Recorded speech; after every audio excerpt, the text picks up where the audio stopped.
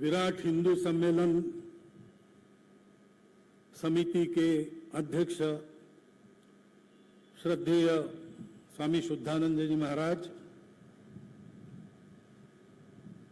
और अंडमान निकोबार द्वीप समूह के कोने कोने से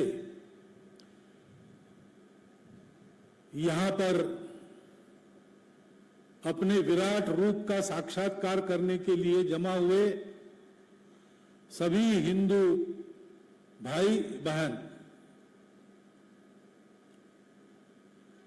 हिंदू जगे तो विश्व जगेगा।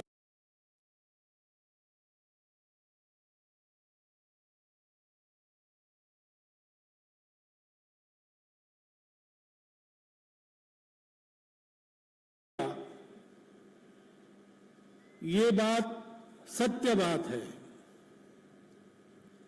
अभी की परिस्थिति ये बता रही है। गत 2000 वर्षों में मानव जाति सुखी हो,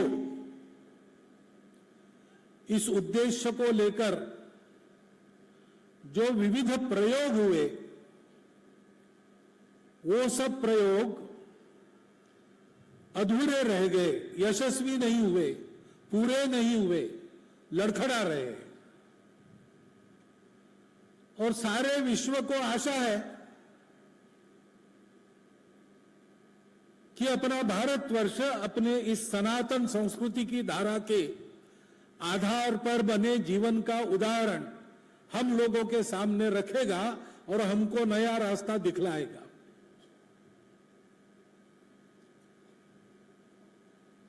ये बात नियति ने हिंदू समाज के हाथ में सौंप दी है और इसलिए हिंदू को सक्रिय होना चाहिए। स्वामी जी ने बताया, सक्रिय होने के लिए जो जो आवश्यक है वो सब करना चाहिए। कोई भी क्रिया करनी है, काम करना है, हलचल करनी है तो शक्ति चाहिए। बिना शक्ति के, बिना ऊर्जा के दुनिया में कोई काम होता नहीं। एनर्जी के आधार पर ही सब काम होते हैं। उस एनर्जी को, क्रिया शक्ति को हमको पाना है, क्योंकि हमारे पास सत्य है, परंतु विश्व सत्य को नहीं देखता। सत्य के पीछे शक्ति कितनी है ये देखता है। जिनके पास शक्ति है उनकी बात मानता है। वो असत्य हो तो भी मन से नहीं मानेगा, लेकिन करेगा तो जरूर। इसलिए रामचरितमानस में ये बताया, समर्थ को नहीं दोष गुसाई। समर्थ लोग हैं, उल्टा सीधा काम करते तो भी कोई बोलता नहीं, और दुर्बल है उसका क्या होता है। तो एक बार देवगणों ने यज्ञ किया और उन्होंने कहा कि यज्ञ में पशु बलि देनी है, तो किसकी बलि चढ़ाई जाए? घोड़े की बलि दे क्या? नहीं, घोड़े की बलि, वो तो लात मारेगा या भाग जाएगा, उसमें ताकत है। अश्वम नहीं, वो घोड़ा नहीं चाहिए।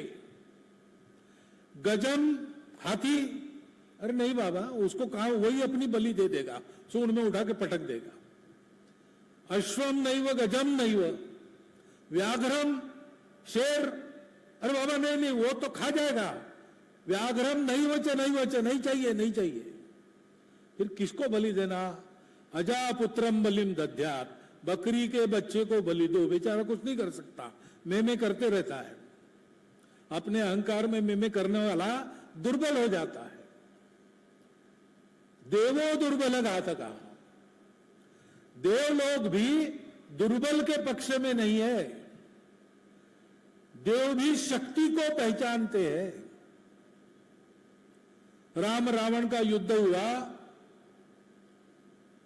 जब तक कुंभकर्ण और इंद्रजित का वध नहीं हुआ देवों ने राम के पक्ष में कुछ नहीं किया, स्वर्ग में बैठकर तालियां बजाई और कुछ नहीं किया। जब देखा कि इंद्रजीत को भी मारा, कुंभकर्ण को भी मारा, अब रावण का वध निश्चित है, राम शक्तिशाली है, फिर इंद्र ने अपना रथ भेजा राम की मदद करने के लिए। राम को तो रथ की आवश्यकता नहीं थी। रावण रथी विरथ रघुवीरा, ऐसा देखकर विभीषण आके राम को कहता है कि कैसे होगा, आपके पास रथ नहीं। तो राम ने अपने रथ का वर्णन किया, कैसे कैसे गुण है मेरे जो रथ का काम करेंगे।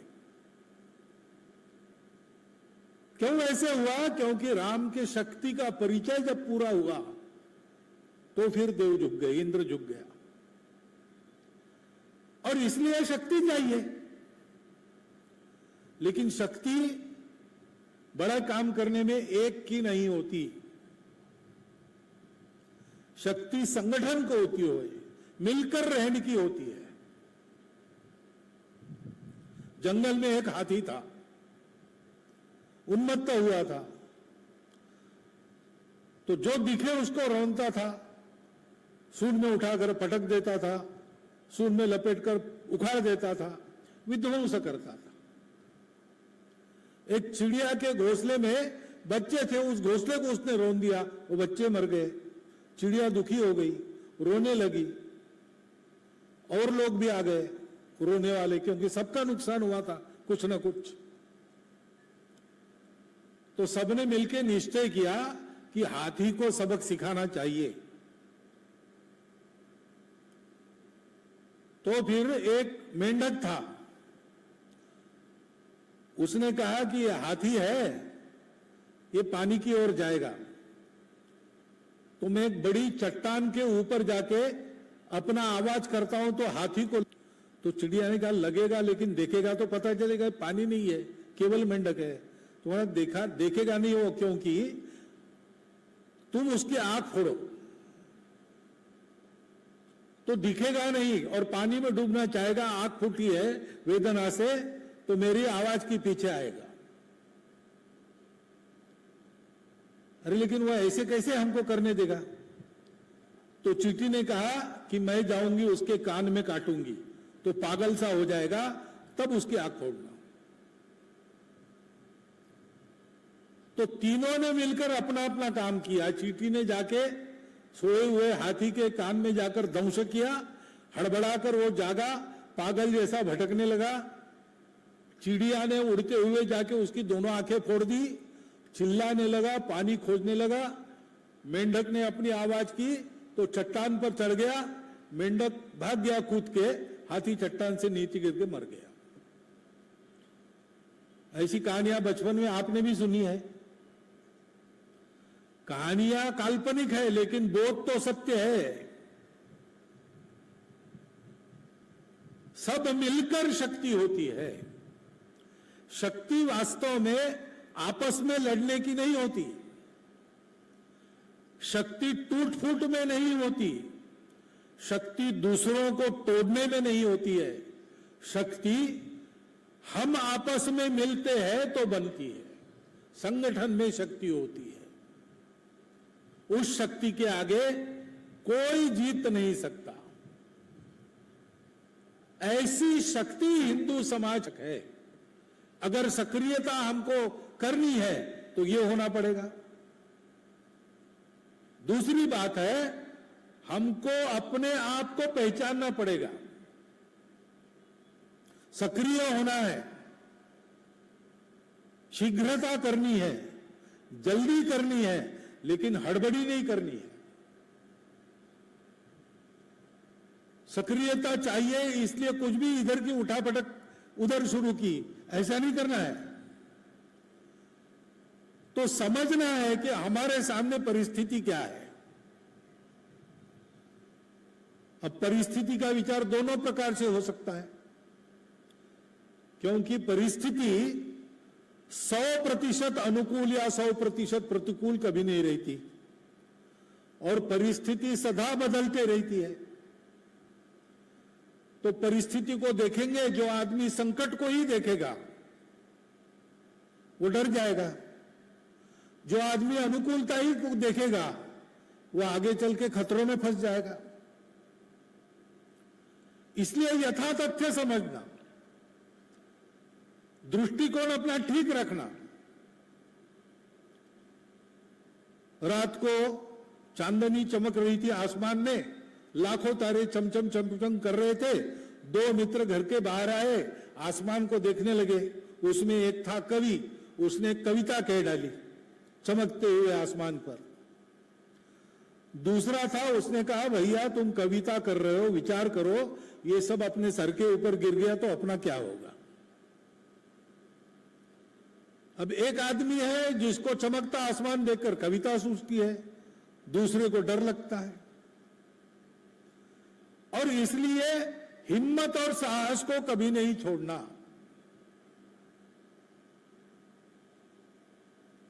बौखला नहीं जाना। समस्याएं रहती है, उसकी बहुत ज्यादा चर्चा में समय मत गवाओ, उपायों की चर्चा करो। महाभारत अनेक प्रकार से लिखा गया है, तो एक प्रकार में एक कथा है। महाभारत के युद्ध के पश्चात अर्जुन और सात्यकी ने सोचा कि इतना बड़ा युद्ध हुआ, अपने ही लोगों को मारना पड़ा, मन को भी बड़ा कष्ट हुआ, शरीर को भी बड़ा कष्ट हुआ। शरीर तो विश्राम करके ठीक ठाक हो गया, लेकिन मन ठीक करने के लिए क्या किया जाए? चलो शिकार खेलेंगे। तो जाकर दोनों कृष्ण जी के पास गए और कहा कि चलिए। कृष्ण ने कहा चलो। रथ लेके जंगल में गए। शिकार खेलते खेलते समय हो गया, शाम हो गई। अब रात को जंगल के रास्ते वापस आना खतरे से खाली नहीं है। उस समय कानून भी नहीं रहता था ऐसे रास्तों पर जाने के लिए। तो उन्होंने सोचा कि आज जंगल में ही कैंप करेंगे रात को, और तीनों वहां रुक गए।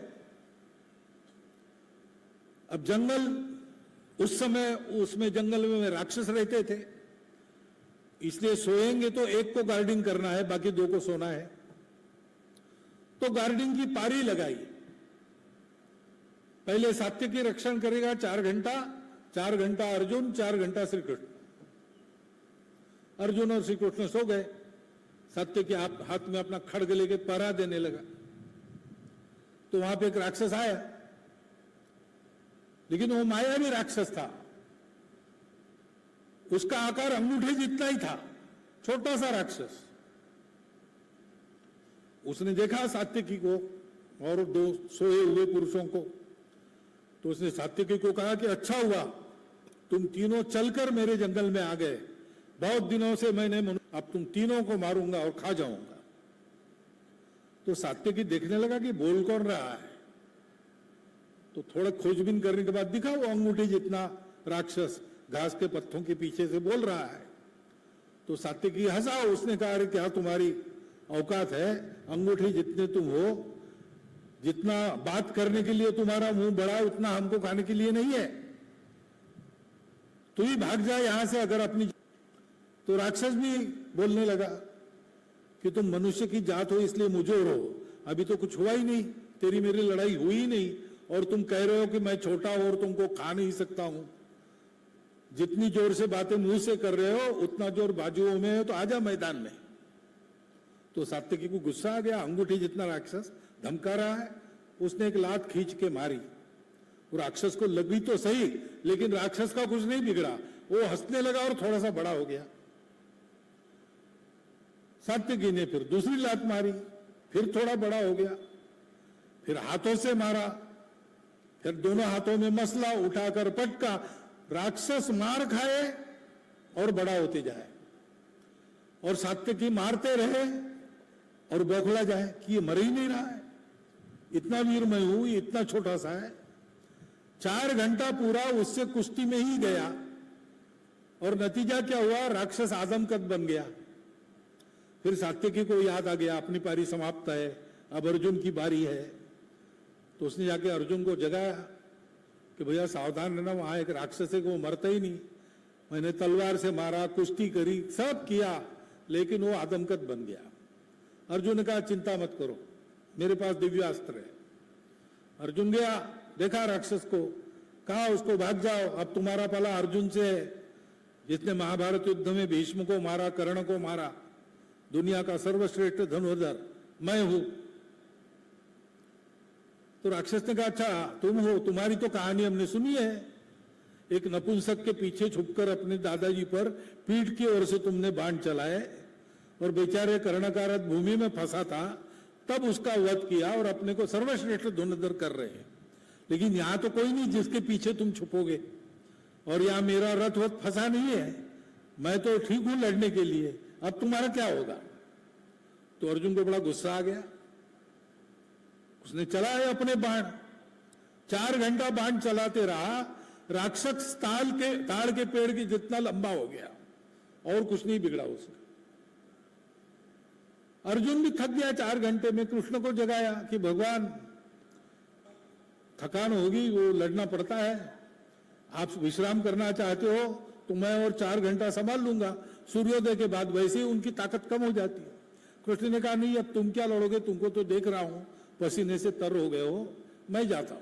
कृष्ण गए, उन्होंने देखा ही नहीं राक्षस को, इधर उधर टहलते रहे। राक्षस राह देख रहा है कि अब देखेगा बोलेगा, वो देख ही नहीं रहे। तो राक्षस को गुस्सा आया, गुस्सा आते ही थोड़ा कद उसका कम हो गया। कृष्ण को उसने कहा अरे भाई आंखें फूटी है कि तुम्हारी, इतना बड़ा मैं यहां खड़ा हूं, लड़ो मेरे से, फिर तुम तीनों को मार के खाऊंगा मैं। कृष्ण ने कहा भाई आधी रात हो गई, हो चुकी है, अब तुम मांस का भोजन करोगे, तुम्हारा हजमा ठीक रहेगा क्या? अभी खाने का विचार छोड़ दो, बहुत भूख लगी है तो घर में जाके नींबू की शिकंजी वगैरह पी लेना, नहीं तो रुको यहां बात करेंगे, अकेले बोर होते हैं, सूर्योदय के बाद तुम अपने घर जाओ, हम अपने घर जाएंगे। तो राक्षस और खींच गया, वो जोर से आक्रमण किया उसने कृष्ण पर। कृष्ण तो सावधान थे, बचने लगे। फिर राक्षस मारता जाए, कृष्ण बचते जाए, बीच बीच में थोड़ा अवसर मिला तो एक आधा तमाचा जड़ दिया। ऐसा करते करते राक्षस बौखला गया, राक्षस चिढ़ गया, राक्षस छोटा होते होते होते अंगूठे जितना बन गया। फिर बांध लिया कृष्ण ने उसको अपने पल्लू में। सुबह उठे दोनों, भागे कृष्ण के पास, राक्षस का क्या हुआ? बोले ये बांध रखा है। तो आपने कौन सा अस्त्र चला, कौन सा मंत्र का? कृष्ण ने कहा भाई ये मंत्र वंत्र की बात कुछ नहीं है। अरे भाई ये राक्षस अपने बौखलाहट पर और चिड़चिड़ाहट पर बड़ा होने वाला है। तुम लोग बौखला गए, चिड़चिड़ा कर विचार करने में तुम्हारे ध्यान में नहीं आया। मैंने थोड़ा शांत दिमाग से विचार किया, ठीक है समस्या है, लेकिन अपना भी कुछ है ना, मैं भी हूं, मेरी भी कुछ शक्ति है, मैंने भी कुछ देखा है, झेला है, तो देखेंगे कैसे सामना करना। तो मेरे ध्यान में बात आ गई, तो लड़ने का काम तो उसने ही किया, लड़ते लड़ते छोटा हो गया। परिस्थिति की बात ऐसी होती है, परिस्थिति में अनेक समस्याएं रहती है, समझ में नहीं आता आगे कैसे जाए। चारों ओर देखेंगे तो कठिनाई ही कठिनाई है, लेकिन कठिनाई ही कठिनाई रहती है ऐसा नहीं है, अवसर भी रहते हैं। हमारा ध्यान नहीं रहता, हम संकट को देखते हैं, उसका विचार करते हैं, समस्या को देखते हैं, उसका विचार करते हैं, कठिनाइयों को देखते हैं, उसके बारे में सोचते हैं। अरे भाई अवसर देखो, संकट में किधर जाने का अवसर है, कैसे प्रगति करेंगे, संकट में अवसर को खोजो, आपत्ति को इष्टापत्ति बनाओ। ऐसे जो सोचता है उसके सक्रियता का लाभ होता है। हिंदू समाज को आज इसकी आवश्यकता है। पहली आवश्यकता है एकता, दूसरी आवश्यकता है निर्भयता। गीत आपने सुना, हिंदू जगे तो विश्व जगेगा, मानव का विश्वास जगेगा। अगर हिंदू नहीं रहा तो जग और मानव भी नहीं रहेगा। हिंदू समाज किसी घाटे के सौदे में नहीं है, उसका अस्तित्व रहने वाला है। हमारा समाज अमर समाज है, क्योंकि समाज और राष्ट्र दुनिया में क्यों आते हैं? उनको कुछ काम किया करना होता है, वो काम अपना पूरा करते हैं, समाप्त हो जाते हैं। यूनान, मिस्र, रोमा सब मिट गए जहां से। जब थे तब कुछ न कुछ उन्होंने काम किया। यूनान ने शारीरिक बल का आदर्श दुनिया के सामने रखा, इसलिए ओलंपिक खेलों की शुरुआत यूनान में हुई। Physical fitness. इजिप्त ने उस समय के विज्ञान के अनुसार भौतिक ज्ञान की पराकाष्ठा का आदर्श दुनिया को दिखा दिया। रोम ने अपने सामरिक ताकत को दुनिया के सामने खड़ा कर दिखाया। यह उनको मिला हुआ काम था नियति से, वो पूरा करने के बाद वो समाप्त हो गए। हमको भी भगवान ने एक काम दिया है, नियति ने एक काम दिया है। संपूर्ण दुनिया को धर्म देना है। व्यक्ति, समाज और सृष्टि को साथ चलाने वाला, अर्थ और कामों को धर्म के अनुशासन में मोक्ष की ओर अग्रसर करने वाला, ऐसा धर्म जो सृष्टि का खोया हुआ संतुलन फिर से वापस लाएगा, वो समय समय पर दुनिया को देने का काम भारतवर्ष को मिला है। स्वामी विवेकानंद कहते थे, every nation has a destiny to fulfil, has a mission to accomplish, has a message to impart. Bharat को यही संदेश देना है, भारत को यही मिशन अकम्प्लिश करनी है। ये करने के लिए भारत है और इसकी आवश्यकता सदा रहेगी। धर्म नहीं रहा तो सृष्टि नहीं रहती, सृष्टि के साथ ही धर्म अस्तित्व में आया। जब तक धर्म है तब तक सृष्टि है, और जब तक भारतवर्ष है तब तक धर्म है। और इसलिए भारत अमर राष्ट्र है। भारत का हिंदू समाज जो भारत के लिए उत्तरदायी समाज है, जो भारत के इस धर्म को हर परिस्थिति में लेकर चलता आया। जब अच्छा था, वैभव संपन्न था, तब भी उत्साह करके धर्म को आगे चलाया।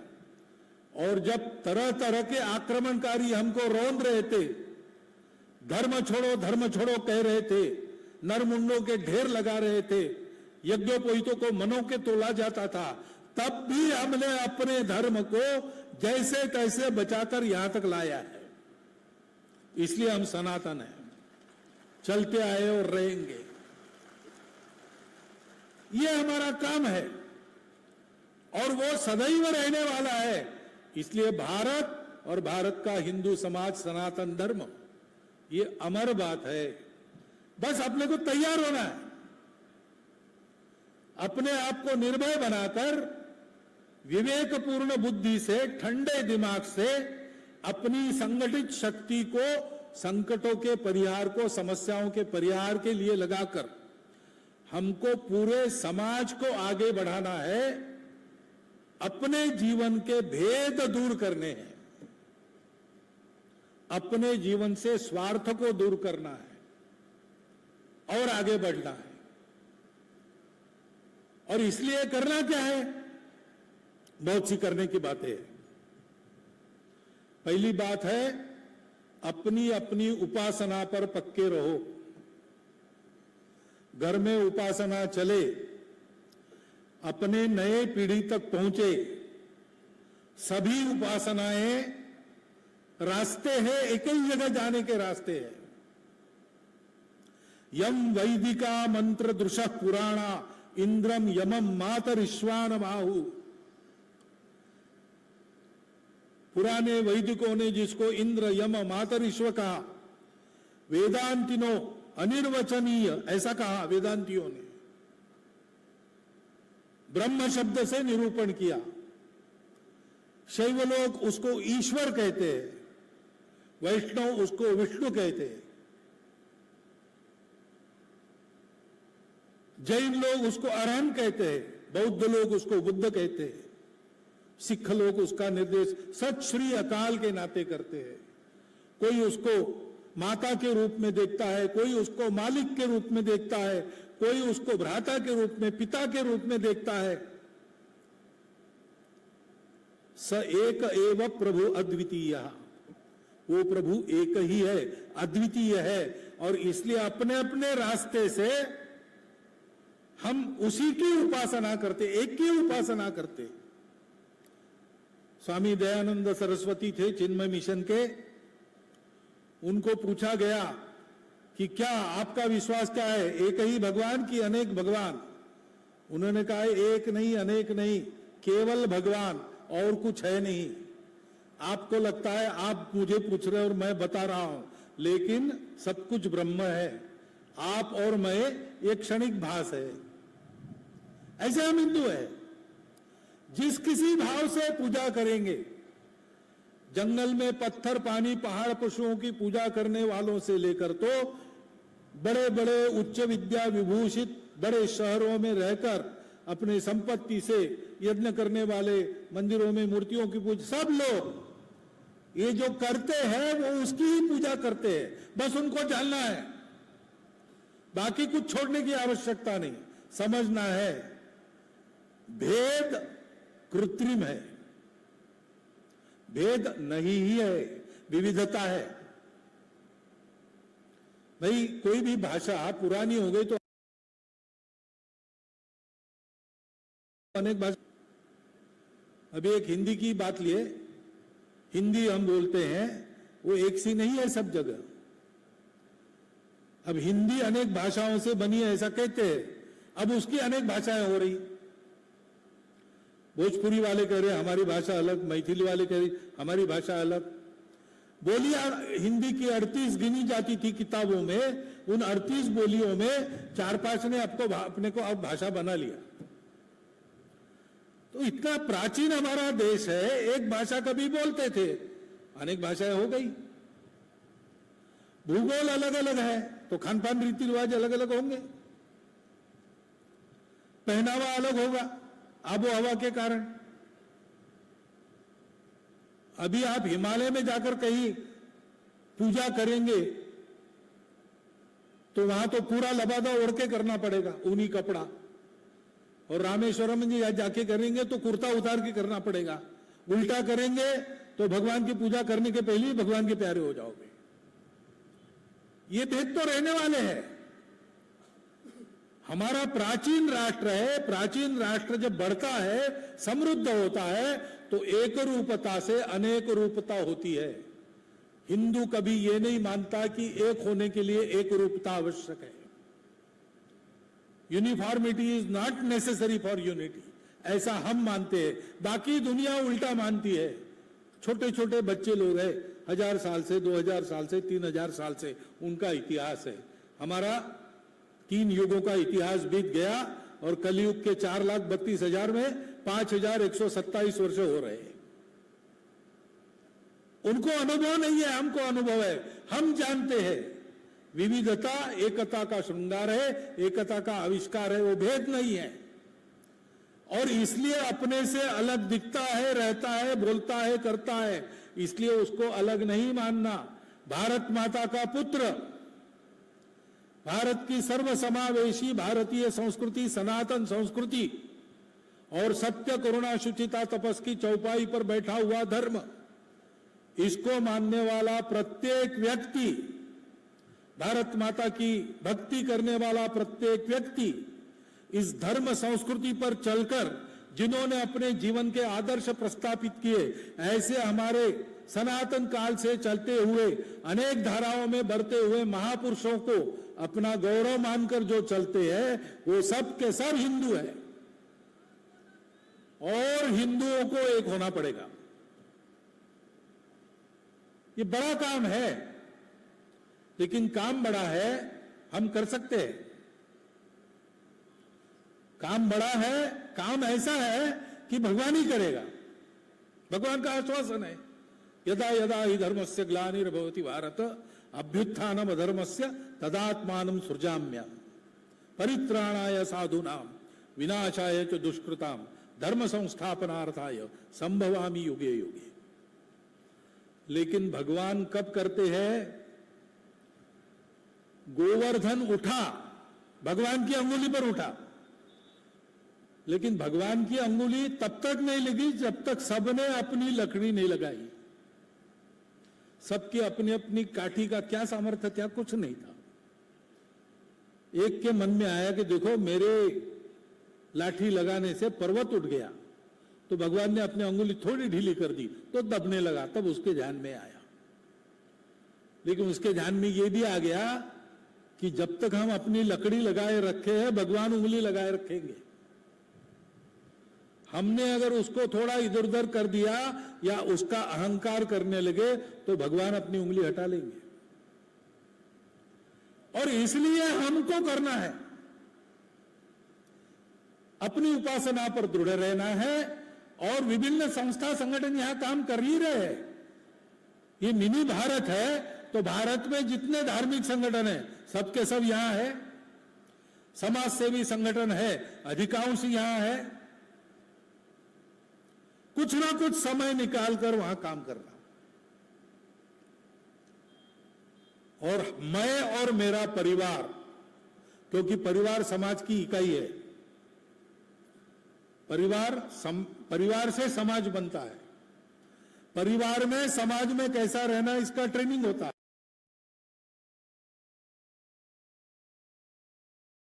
परिवार में अपने देश की संपत्ति समृद्धि बनती है, अपनी इकोनॉमी फैमिली बेस्ड है।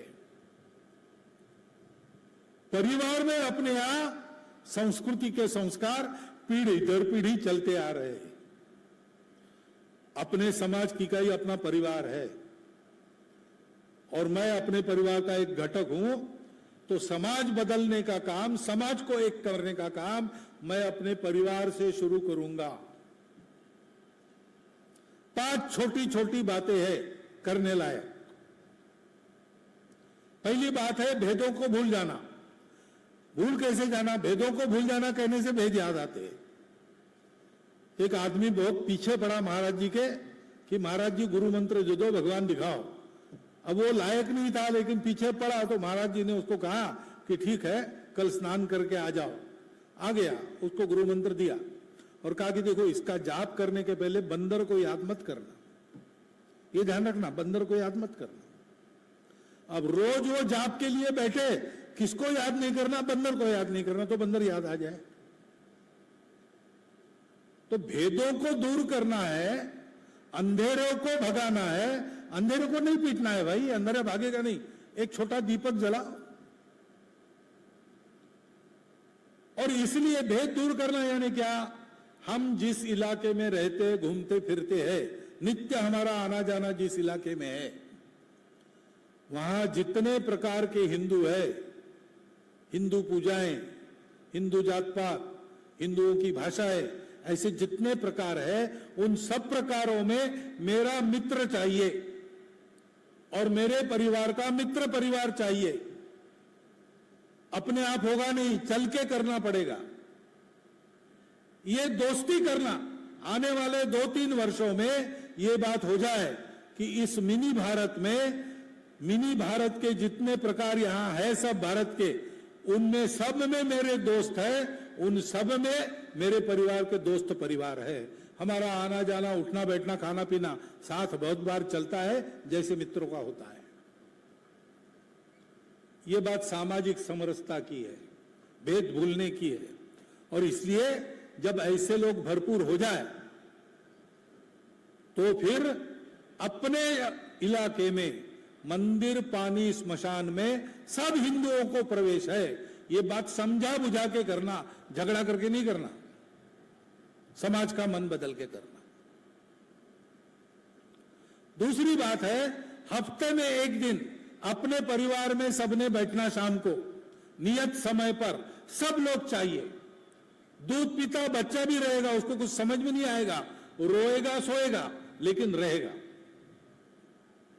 बैठकर श्रद्धानुसार भजन, घर में बनाया हुआ भोजन बिना मीन मेख निकाले करना।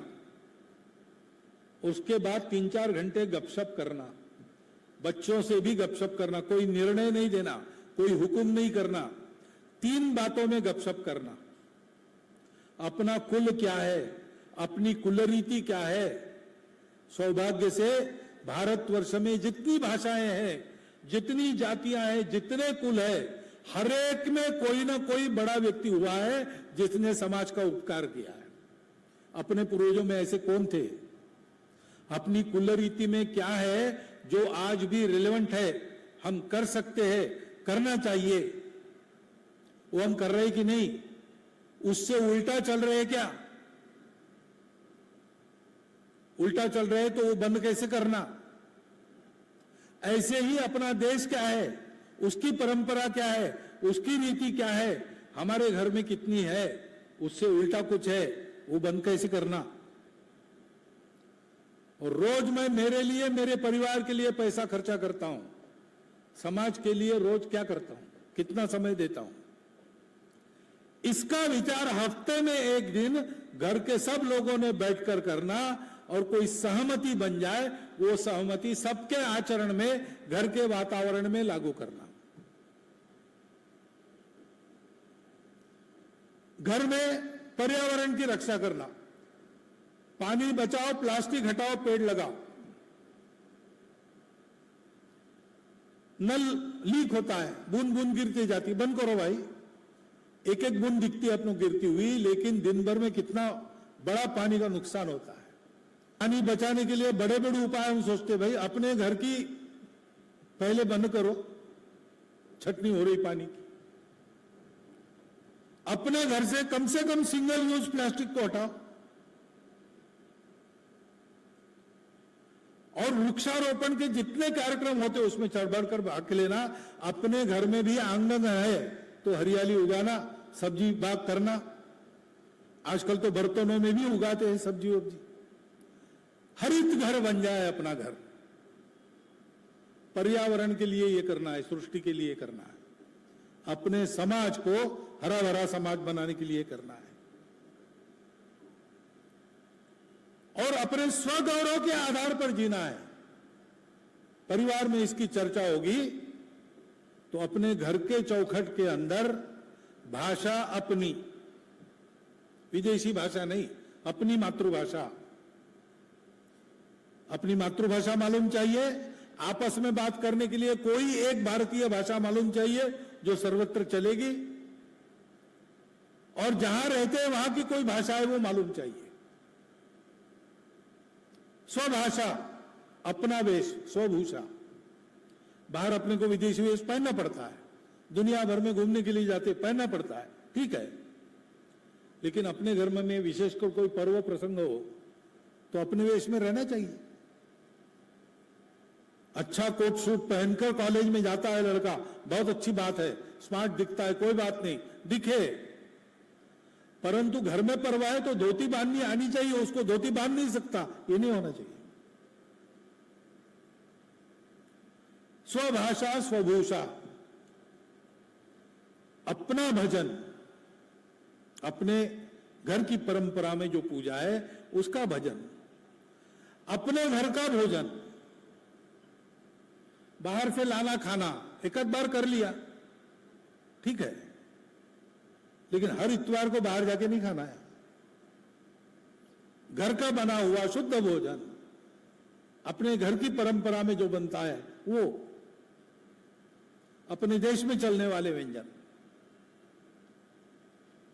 अपना घर भी उसकी साजा सज्जा एक हिंदू के घर में कैसी होगी वैसी होनी चाहिए। वहां किसका फोटो होना चाहिए भाई? विवेकानंद का होना चाहिए कि माइकल जैक्सन का होना चाहिए? घर का भी वैसा रख रखाव, भवन और भ्रमण, घूमने के लिए जाते हैं। बाकी भारत में मैं कहता हूं कि पेरिस जाते हो, सिंगापुर जाते हो, जाइए, अच्छा है, दुनिया देखनी चाहिए। लेकिन कभी श्री विजयपुरम भी जाओ, वहां सेल्यूलर जेल भी देखो। आज हम विदेश में घूमने के लिए जा सकते हैं क्योंकि यहां पर अपनी जिंदगी खराब की लोगों ने जेल में पढ़कर, झुके नहीं, टूटे नहीं, स्वतंत्र भारत देखकर ही गए। वो जगह हमारे लिए तीर्थ स्थान है। देखो भाई, शिवाजी महाराज के किले देखो, राणा प्रताप के किले देखो, भारत में देखने लायक बहुत है। और ये भी है कि हमारे ही अपने भाई गरीबी की परिस्थिति में कैसे रहते, कभी कभार एक आधी झुग्गी देखने के लिए भी जाओ, गरीबों की बस्ती में भी जाओ, उनसे भी दोस्ती करो, कैसे रहते, क्या रहते, देखो, उनके दुख का दंश मन में पालकर उनके लिए कुछ सत्काम करो। ये स्वदेशी है, इस पर चलना। जो अपने यहां बनता है वो बाहर के बाजार से नहीं लाना। अपने यहां जो बनता है, बनाने वालों का रोजगार उस पर चलता है, उनका रोजगार मार के मैं बाहर से नहीं लाऊंगा। अपने देश में जो बनता है बाहर से क्यों लाऊंगा? जिसके बिना काम नहीं चलता वो ठीक है, बाहर से लाया। अपने घर में बनता है, बाजार से नहीं लाऊंगा। बाजार से तभी लाऊंगा जब किसी का, जैसे कुल्हड़ लाते हैं बाहर से, घर में है अच्छा सेट है क्रोकरी का, लेकिन नहीं कुल्हड़ लाते, देखा मैंने, पूछा ये क्या है, तो बोले हमारे यहां रोजगार नहीं था तो कुल्हड़ बनाने का काम सिखाया, तो 30,000 रुपया महीना कमा रहे युवक, उनको रोजगार कायम रहे, इसलिए हम कुल्हड़ लाते हैं। ऐसा करना ये स्वदेशी है।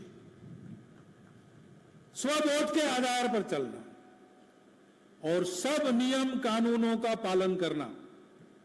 अपना संविधान है, संविधान का पहला प्रकरण प्रस्तावना, उसके बाद नागरिक अधिकार, फिर मार्गदर्शक तत्व और नागरिक कर्तव्य। 4 प्रकरण हमको मालूम चाहिए, हमारे बच्चों को भी मालूम चाहिए। छोटी प्रतियां संविधान की मिलती है, घर में लाकर बच्चों के साथ नियमित सामूहिक वाचन करना चाहिए। अपना धर्म भी उसमें आया है, अपने धर्म के कारण ही ये सब ऐसे बने हैं, हिंदू धर्म के कारण। बनाने वाले हिंदू धर्म के ही थे। कानून की बातें है, टैक्स समय पर भरना, बिल समय पर भरना, ट्रैफिक का लाइट तोड़ना नहीं, सारे आईन पालन करना ठीक से। और कुछ नियम होते हैं जो लिखे नहीं है, कहीं कानून नहीं है, आप नहीं करेंगे तो आपको सजा नहीं होगी, अपराध नहीं है। बड़ों के सामने झुककर नमस्कार करो, नहीं करेंगे तो आप पर केस नहीं हो सकता, ये अपराध नहीं है। लेकिन ये अच्छी बात है, मनुष्य अपने अहंकार पर संयम करना सीखता है, और इसलिए ऐसे भी परंपरा के जो नियम है, जो मनुष्य में अच्छे संस्कार डालते, उन नियमों का पालन करना है। ये 5 महाव्रत है। सामाजिक समरसता के लिए सबसे दोस्ती, परिवार में संस्कार चले इसलिए कुटुंब प्रबोधन, पर्यावरण ठीक रहे इसलिए 3 बातें घर में करना, स्व के आधार पर जीवन जीना और नियम कानून का पालन करके चलना। नियमित अनुशासित नागरिक कर्तव्य, नागरिक दायित्व राष्ट्रीय कर्तव्य है।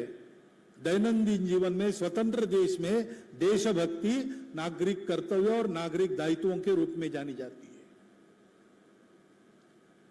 यह हमको करना है और सबसे मिलते रहना है, आपस में मिलकर चलना है। कोई बात आ गई करने की तो मिलकर, सबने मिलके कोई एक बात तय करना, उसको करना।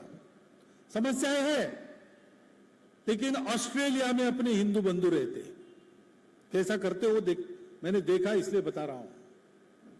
उन्होंने क्या किया, उन्होंने Hindu organisation and temple association, होता नाम का मंच बनाया, और एक वर्ष एक संगठन प्रमुख रहता है। विश्व हिंदू परिषद और संघ प्रमुख नहीं होते कभी। प्रमुख जो बनेगा संगठन, उसके पास एक छड़ी रहती है, इनके पास रहती है, साल भर जिसके पास रही उससे लेके अगले साल वालों को देना। ये 2 संगठनों का काम है। वो प्रमुख नहीं रहते, वो सदा मदद करने वाले रहते हैं, परिश्रम करने वाले रहते। प्रमुख कभी कृष्ण कॉन्शियसनेस, कभी चिन्मय मिशन, कभी कृष्ण कॉन्शियसनेस, ऐसे सारे संगठन है वहां पे। एक वर्ष में, साल में एक बार एक विराट हिंदू सम्मेलन करना उनकी जिम्मेवारी। साल भर में हिंदुओं की कोई एक समस्या, उसका परिहार करना, हिंदुओं का कोई एक अभाव दूर करना, सबने साथ देना उनको, नेता वो है उस साल के नेता। और ऐसा मिलकर चलते हैं, एक एक साल एक एक कदम पूरा हिंदू समाज आगे जाता है। हमारे यहां हम ये कर सकते हैं, एकदम नहीं होगा, सब बातें हम सुलझा सकेंगे ऐसा भी नहीं है, लेकिन जितना हम पूरे समाज के हित का विचार करके मिलकर कुछ कर सकते हैं, उतना करने से ही सामान्य समाज में जो विश्वास जागेगा, समाज को अपने शक्ति का परिचय होगा। अपने अपने स्थान पर आप थे, आपको लगता था हम इतने ही हैं, आज इतनी बड़ी संख्या में आप आ गए, देखेंगे तो आपके मन में एक विश्वास, अरे हम इतने हैं, आत्म परिचय होता है। हनुमान जी को नहीं था, इसलिए लंका में सीता को खोजने के लिए जाने के लिए तैयार नहीं थे। जाम्बुवान जी ने उनको उन्हीं का परिचय दिया, और परिचय अपना याद होते ही पर्वताकार हो गए, एक छलांग में उधर चले गए। अशोक वन को उजाड़ दिया, लंका को भस्म किया, सीता जी को राम जी का संदेश पहुंचाया, उनका धीरज बंधाया, और रावण को राम जी की खरी खरी सुनाकर पूरा काम करके वापस आए। अपने को जानने का, अपना परिचय पाने का ये प्रताप होता है। हम इस परिचय को पाए, निर्भय होकर सबके लिए मंगल कामना, सर्वेपि सुखिनः सन्तु, ऐसा ध्यान में रखकर अपनी सक्रियता बढ़ाएं, अपने समाज को ठीक करें। अपने समाज का मंत्र ही है सर्वेपि सुखिनः सन्तु, सारी दुनिया की भलाई के लिए। एकांत में आत्म साधना, लोकांत में परोपकार, ऐसा जीवन जिस समाज का है, उस समाज को सक्रिय करने से बाकी सबका भी कल्याण ही होगा। ऐसा हम करने लगेंगे तो हम देखेंगे कि एक बार यहां पर भारत की 15 अगस्त की स्वतंत्रता मिलने के पहले स्वतंत्र भारत का ध्वज स्वतंत्र भारत के उस समय के सेना के कमांडर और प्रमुख बाबू से हाथ से यहां पर पहले लहराया गया, सारे भारत में बाद में आया। तो हो सकता है कि आज का ये हिंदू सम्मेलन, उससे ये बातें होने लगेगी यहां पर, तो यहां से सारे भारत में फैलेगी और भारत से दुनिया में फैलेगी, और दुनिया कहेगी भारत माता की, भारत माता की, भारत माता की, वंदे वंदे वंदे, सनातन हिंदू धर्म की, सनातन हिंदू धर्म की, सनातन हिंदू धर्म की। नमस्कार, धन्यवाद।